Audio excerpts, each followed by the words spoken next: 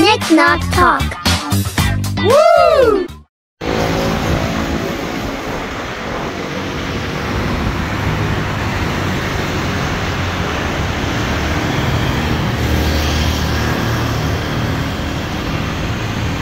Iyon. Ito ngayon tayo sa Del Monte Avenue, Quezon City. Ayan, corner lang to ng sa may Araneta. Malapit sa SM.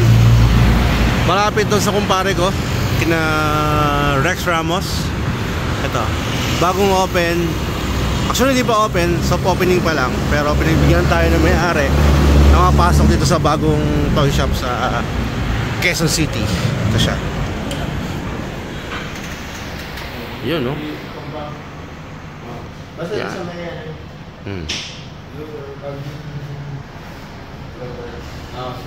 ito yung display niya. Whistle toys tayo, guys. Yeah. Oh, may Jollibee? Oh. Ito yung display niya. Alam kung for sale to, pero parang hindi. Ano yung bahay mo? Bahay? Ganda ng setup nila. Nice pa yun. Nice. Medyo nag-ayos pa sila. May mga pop dito. Ito yung mga for sale. May McDo Champ. May Kuwabara pa, oh. 1.5, mura to. Ayan. Anime, marami. Ayan, ginagawa pa ni Kuya. Rock na lang. Ayan. Tupac meron pa rin. Okay. Dark Seed. Yan. Mga deluxe. Oo, pumalit ako lang. Para pang po, magpagawa mo na lang yung ano. Magpagawa mo okay. Yung kailangan sa CD. Kasi kakabit lang naman box yun. Madam Boy po. Malapit naman ba sa ano to? MCU? Ah, MCU ba? Sony? Kasi may sila mga 50% off. Ayan, o. Mga pants ng BTS. Pinsilipin. Pati anime, may 50%. Kasi may sila naka 200 pesos din, o.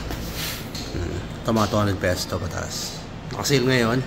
So soft launching, soft opening pa lang ngayon. Ito yung menu nila. Kailan lang grand opening, bro? Grand opening po is October 15. October 15 pa. So kami mga isa mga swerteng unang makapasok. Ayan. Thank you, Sir Marshall. Baka naman may papangkopap ka. Paramdam ka. Coaster na, pwede na. Ito, Power Pop, meron pa sila, oh. Diba? May Peppa Pig pa, oh. Ayan. Mayroon silang different kinds of toys saka mga keychain yan. Golden, alam mo nakasale ng gold sa to. Yung mga cheese nila nakasale lang 50% eh. May kaido pa sila, oh. Ayan. Yan yung mga ano pa lang to, konti pa lang kasi soft opening pa lang. Itong mga to, glass cup nito, may mga, ano tawag doon? May mga umuupa dyan. Pwede kang mag-iwan ng toys mo dito. Okay. Yun o, King Kong o. Kano kaya to? 3,000. 1.5 pwede na to, Sir Marshall. Ayan. So yun, so ito yung in-order ko. Wala pa yung favorite ko, yung Calamansi Bar eh. Pero ito muna Panini, saka itong signature nila.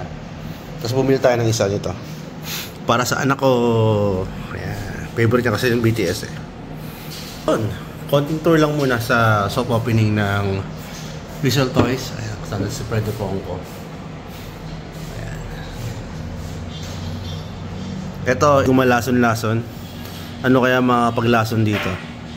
Pagkain lang po. Ayan, yung gusto niya, mga pagkain.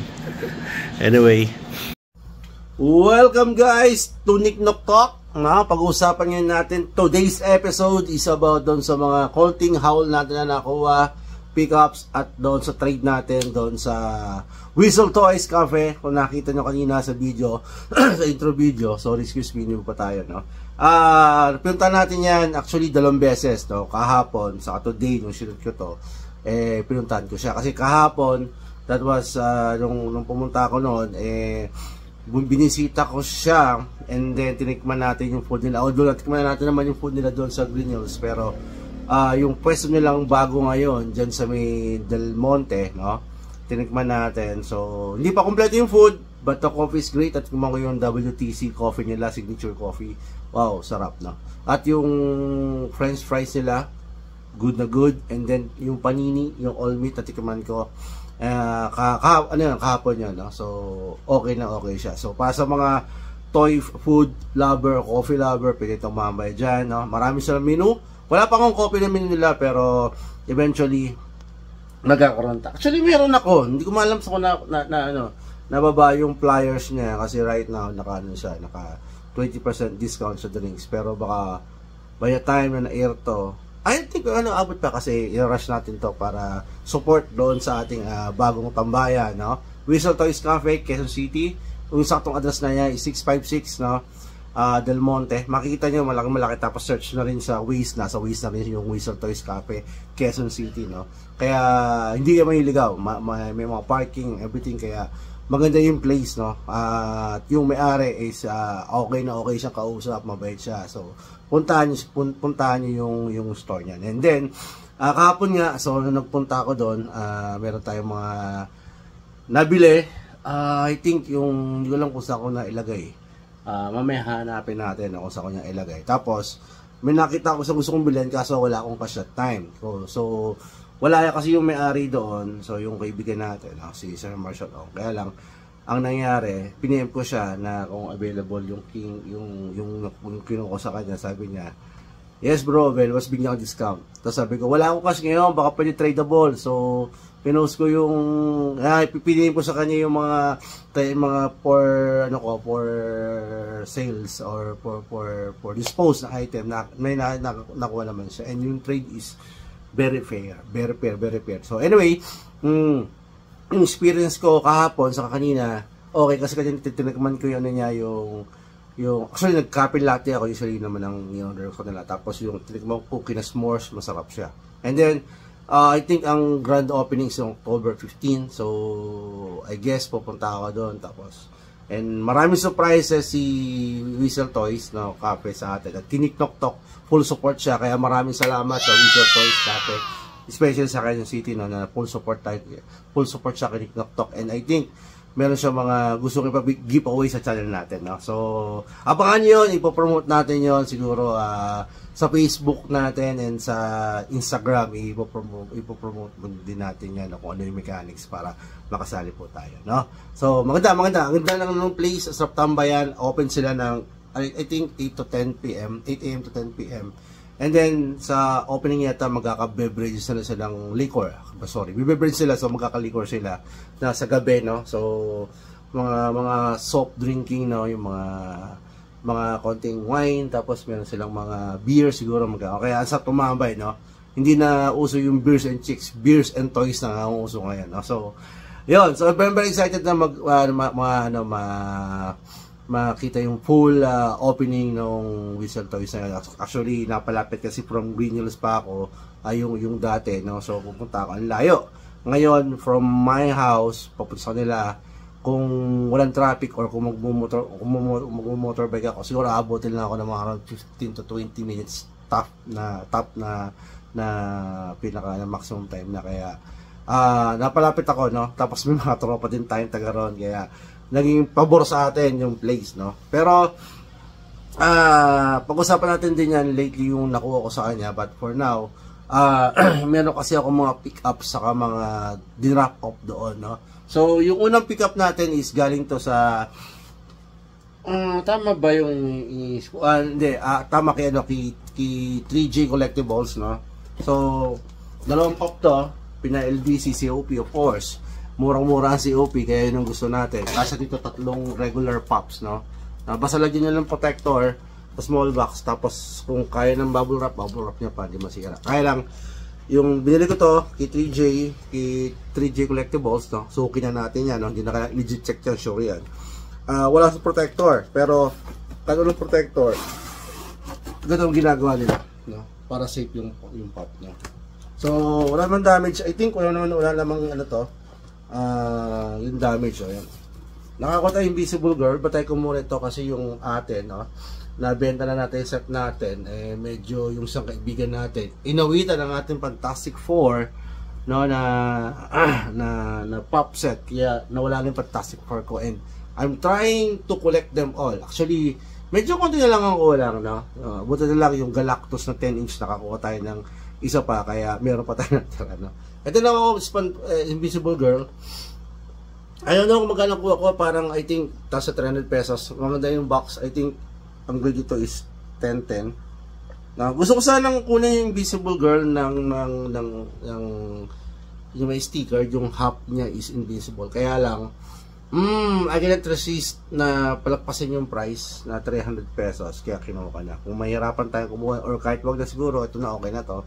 So may Invisible Girl na tayo. So I'm just looking for the Mr. Fantastic na MCC. Mas gusto ko lang kasi sa regular, saka yung Thing na in disguise or yung regular siguro ko, which is mauna.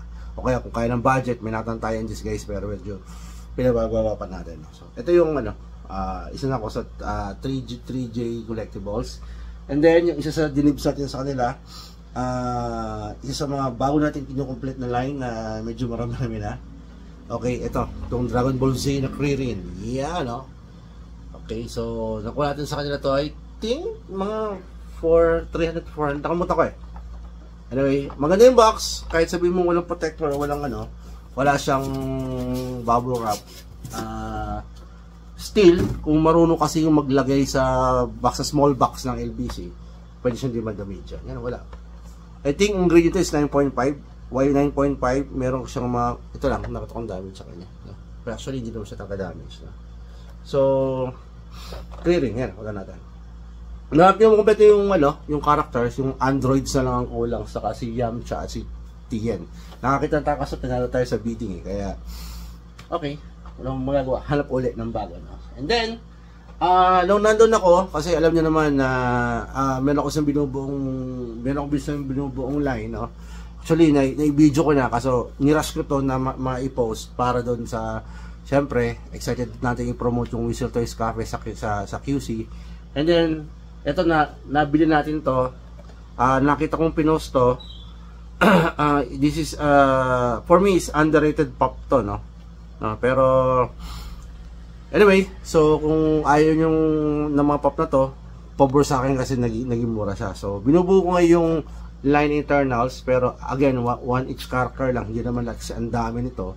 Meron na kasi akong Icarus, meron na akong Cersei, saka meron na akong Kingo. Yung Kingo, saka yung Icarus ko is galing from MCC, tapos yung Cersei is galing from Walmart. And then, naghanap kasi ako, gusto ko sana puro sticker na, no? So, yung tatlo ko sticker, tapos meron natin tayong Arshem.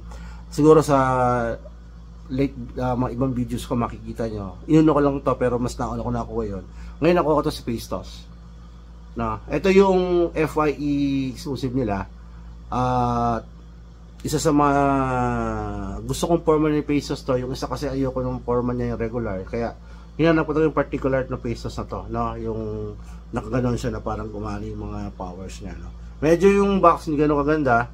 Makakita nyo naman yung tope. Pero this is only for 500 pesos. For me, it's a good deal, no?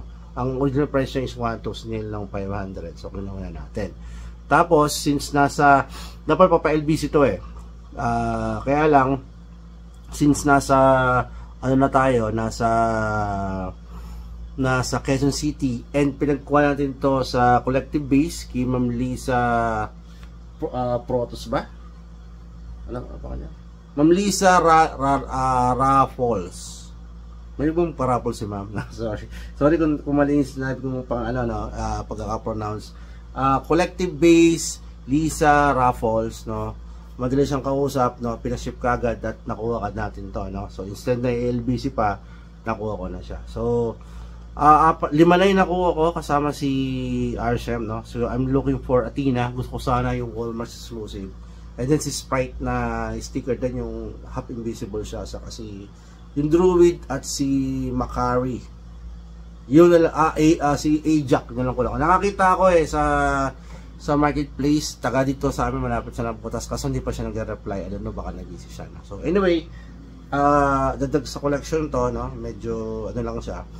Yung box hindi ganun maganda, but I grade this around 8/10. What? This is my personal collection at okay lang kung hindi ganun maganda ang box kasi eventually i-unbox natin siya. Okay? Ngayon, meron ako isang nakuha kahapon sa collective base kasi naka-sale sila ng 50% doon sa mga ibang item at may tigil 200 pesos. Actually, hindi ko nakita 200 kaya lang hindi ko siya kailangan. Kumbaga sa mga collector noon, I think magugustuhan nyo kasi 200 pesos lang. Tapos yung nakita ko, yung BTS nila is lahat naka 50% off and then mga cheese ng Pango Gold. Kaya lang ang ginagawa ko kasi right now, binubuo ko yung BTS kasi yung bunso ko, paborito yon. So kumukuha ko ng each character per wave. So hanggang mabuo yung 7 BTS sa each wave. Hindi 7 so titigil sa each wave. Kagaya nung, I think, yung, hindi ko siya kaya yung dilaw, yung butter, yung RM ang kinuha ko. Tapos kumuha ko ng Jungkook yata yun, yung isa, yung yata pinaka OG na BTS. Tapos yung Dynamite kumuha tayo ng V. So meron akong bagong BTS lumabas ngayon, ewan yung sino kukunin ko doon. So pag nakuha ko yung isa doon, so 4 na sila, so 3 na lang kulang, no? So yung 3 wala pa siya kasi wala pang wave. Pag nagka-wave siya tayo kukuha hanggang makumpleto ng anak ko. Kasi kung kumpleto naman lahat yun, 7 yun, dami. So ginawa ko na lang para magkaroon siya ng isa bawat wave. Makuha ko siya ng lahat ng wave, tig-isang character per wave, no? Kaya abangan nyo. So pakita ko sa inyo. Sandali lang, hanapin ko saglit. Tingnan natin kung nandyan, kung makikita mabilis. Mabilis lang to, no? Okay. So wait nyo guys, wait lang. Give me a sec. Ayun, nakita ko to. Ito, nakita ko. Ito yung nakuha ko sa kanila. Kahapon actually. Tingnan ko natin. Ayan, nakuha natin ng 325 pesos kasi 650 SRP nila. And then 50% off, so 325. I think marami pa sila na. So punta kayo doon at tignan nyo ano yung mga offer nila, mga sales at mga good deal doon sa mga pops nila, sa mga toys, no? Sa mga drinks. Yung drinks, nakita ko na yung pliers. Ito yung pliers nila, no? Naka 20% off sa beverages, no? Ito, 20% off beverages. I think pag meron ka nito, tinatanggal nila to, tapos 20% off ka. Tapos sa may likod niya may QR code. Pag inom mo yung QR code niya, lalabas sa menu nila, no? So masarap. Yung menu nila na gustuhan ko, yung french fries nga, tapos yung dati sa Green Hills may meaty spaghetti, pati yung calamansi bar. Ay, the best yung food na yun. Kaya abangan nyo kasi I think sa grand opening kompleto na. Kasi nung pumunta ako kahapon, hindi pa kompleto pati ngayon. May mga samples available. Natikman namin yung nagagaya ng nuggets, yung cookies nila, tapos yung ano man natikman ko. Cookies, nuggets, saka yung panini. So yun natikman natin. Yung isang panini pa natikman natin yung all meat, yung cheese. Titikman natin yung next na break natin. No? Kung, well, gustong tikman lahat pero tingnan natin yung pagbalik natin. Okay, so yung ano na kahapon, tas kanina, yung trade namin ni Sir Marshall, no? It went well, no? Actually, kung babasihan mo yung price value, it's about a fair price, no? Ang nakuha natin sa kanya is matagal naghahanap nito. Ngayon tayo nakachamba kasi yung iba meron tayong mga binibid kasi natatalo tayo, no, sa auction. Ito nakuha natin to. So, isa na lang partner ito na hanap ko, no? Actually, ito yung pinaka gusto ko na isa sa mga parang sa 10-inch na trip ko, yung talagang character malaki, no? So ito siya. Ayan, no? Yung Neo City na Kong. Ayan, Walmart yan. So this is a 10-inch. Medyo madusty lang yung window niya, pero it's okay kasi atin naman to. So eventually, pag nakakuha natin sila guys, i-unbox natin. So yung box, wala naman siya doon din, medyo dusty lang, pero it's okay, malilinis naman yan. And then it came on a protector na rin. So nakuha sa atin ni Sir Marshall dito 3 pop, which is yung Spider-Man na naka Christmas hat, and then si Wild Thing yung sa Major League, saka si Doctor Strange sa MCC na meron dragon hand, no? So yun nakuha. For me, pag kinumpit mo siya is about same naman yung price. Kaya it's a fair deal nung nagawa namin, no? So eto, so Sir Marshall from Wizard Toys, Maraming salamat, no? So, napakabait nyo, napaka-accommodating nyo sa ginawa nyo sa amin ng friend ko, no? Nung kahapon, ako sa si Ma'am Johnny kasama ko. Kanina naman kasama ko ako sa si Mio May Rex, no? Yung Rex na tropa ko, taga roon, malapit doon. Kaya, it's about 5 minutes ride or 2 minutes, 3 minutes yata sa tricycle na di motor. And then, nandun agad siya din. Konting kwentuhan with Sir Marshall sa maganda ng pagkwentuhan sa mga fellow collector. Kaya, ayun, so definitely madadalas tayo doon. Nakita nyo kanina medyo hindi pa masyadong kumpleto, may mga inaayos pa, pero kanina pumunta kami, medyo kumpleto na lahat and everything set up na. Yung mga food na lang kinukumpleto, hinihintay na October 15 for grand opening. So check natin yung value ng mga nakuha natin na unahin ko si Kong, although hindi natin siya isasama na sa total natin, no? Kaya lang kasi gusto kong makita yung PPG price ito o yung sa HDBB kung magkano siya right now. Saan naman siya? Walmart. Okay, may SE pala siya, no? Ang Walmart niya is $50, so almost 2.5. So pareho din yung tatlo naman nakuha natin. I think si Rick medyo mataas na yun, around 18, tapos si Doctor Strange around 30, and then si Spider naman around 18. So mga roughly ganoon din, around $54 and mga around $50 din yung price. So it's a per price, no? And then si B, eto tubo tayo doon kasi nakuha natin dito is 250 lang eh, 325 lang, you know? So si B compute natin kasi nakuha natin ng 300, ko convert natin to ano yan, to peso yung ano nila. So si B is magkano? B is 15, so 2 pa rin tayo dyan, no?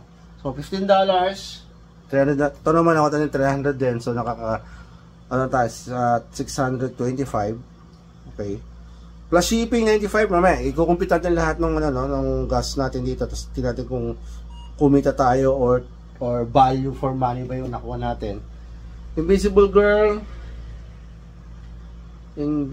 Girl, I think nasa 12 o $13 to. $12. And then si Clearin from 3J Collectibles, magkano? Ang price niya is Clearin with Dextro Disc, $18. Aba, nag-shoot up ang Dragon Ball, ha? Ang Clearin, ha? So, good deal tayo doon, no? So, panalo tayo doon. And then, si Pastos na FYE exclusive. Ito, itong Eternals, napaka-underrated for me ito. Kasi, naganda mo sa movie nito, eh. What? $78? Are you sure? Are you 78? Baka dati. Hindi. Ano siya? $10 lang to, no? Medyo tayo bumaba siya from currently 20, nag-10. Pero okay lang, kasi sticker yung nahabol natin dyan. Ano yung $78 na nakita ko? Dalawang variant, eh, oh. Alternative metallic, $5. Tama, metallic. Nag $78 siya dati. Bumaba lang. Okay. Parang medyo ano to, medyo kaya na hinahala yung ano niya. So siguro i-verify pa natin sa ibang ano to. Pero right now sa HDBB, ang price niya is $10. Yes, kasi may nakikita ko rito yung Pastos na sa eBay is around 17. Yung sa 8 yung ano. So I think nga, no?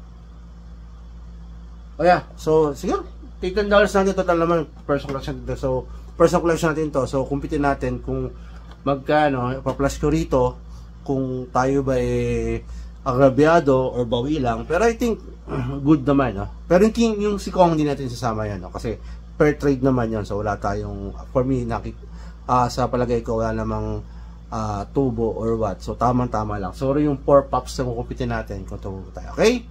So guys, maraming salamat, no. So abangan niyo yung parating nating mga giveaways na magbibigay rin si Whistle Toys sa giveaways natin. So abangan niyo. Maglalagay mechanics sa social media natin para alam niyo kung okay? So maraming salamat guys. Alam ko naman na sa mga subscriber natin ay lagi kayo nanonood ng channel natin. So huwag niyo kalimutan po mag-comment doon sa mga videos natin kung may napansin mali or may gustong correct. Just let me know, okay? So guys, bago kayo mag-out dito or bago matapos ang video, please click the subscribe button, no? Yung notification button, like and share po tong ating channel, okay? So lumalaki na po. So salamat po sa pagsuporta. And again, keep it safe and happy hunting. Bye guys. Whistle Toys, the best yan.